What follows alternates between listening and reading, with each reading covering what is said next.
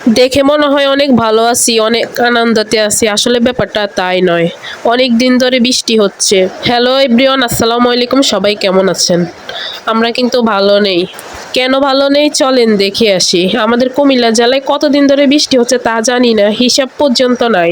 অনেক দিনের বৃষ্টির কারণে চারদিকে পানি জমতেছে। জানি না পানির পরিমাণ কতটুকু বাড়বে। বাড়ির দিকে যাওয়ার সম্ভাবনা আছে। ঘরে আর কতক্ষণ বন্দি থাকবো, তাই ছাতা নিয়ে বাহিরে বের হয়ে গেলাম। এই যে দেখেন পানির কি স্রোত। আস্তে আস্তে কিন্তু পানি অনেক বাড়তেছে। আল্লাহ জানে কি হয় এবার। ওইবারের বন্যায় তো অনেকের জীবন থেমে গেছিল প্রায়।